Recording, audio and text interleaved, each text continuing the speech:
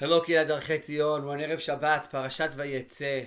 Our parasha begins with the story that Yaakov escapes from Beersheba, and he's on his way to Haran, and there he has this prophetic dream where Hashem appears to him and he sees the angels going up and down the ladder, and Hashem promises that he will watch over him. And then Yaakov wakes up and he prays to Hashem that he should continue watching over him, and he builds a certain matzeva, like some kind of a monument, where he pours oil over that matzeva, over that monument, and then he continues on to Haran. Our parasha ends with Yaakov encountering angels, right? The parasha ends with the words, ויעקב הלך לדרכו ויפגעו בו מלאכי אלוקים ויאמר יעקב כאשר ראה מחנה אלוקים זה ויקרא שם המקום ההוא מחניים. So Yaakov meets angels at the end of the parasha. Right before that, if you go back, it's the end of the encounter between Yaakov and Lavan, and also there Yaakov and Lavan build a matzeva, a monument, and they make a deal that Lavan will not harm Yaakov and Yaakov will not go back, and that is the end of that parasha. So again, we see a monument, we see rocks, like Yaakov takes a stone at the beginning of the parasha, and we see a monument, and we see angels. These stories are very, very similar. What is the connection between these stories, the one that begins our parasha and the one that ends the parasha?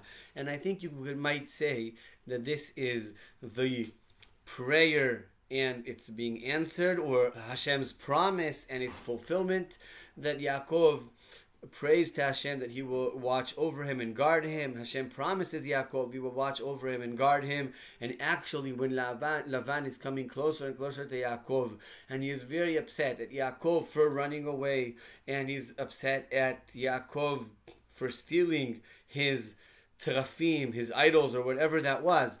And he's right about the second issue. He has what to be upset about. Yaakov doesn't know that, but Rachel actually took it. And Lavan is coming closer and closer. He's much stronger, faster. He has maybe more abilities to harm Yaakov and his family, to take them back to Haran, to punish Yaakov severely. What is going to happen? And then Lavan tells Yaakov that Hashem appeared to him, and Hashem tells him, Lavan tells Yaakov that if Hashem hadn't appeared to him the night before, he would have harmed him very, very much.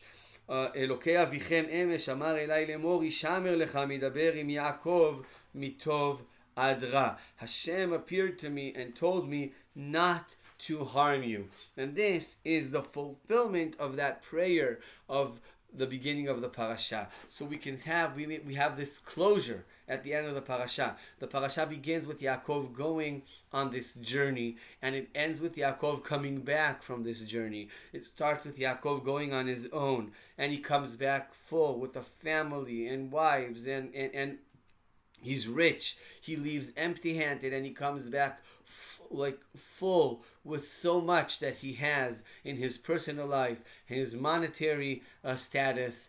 He's at a completely different level, and we see physically how Hashem fulfills his promise and guards Yaakov and saves him from his encounter with Lavan.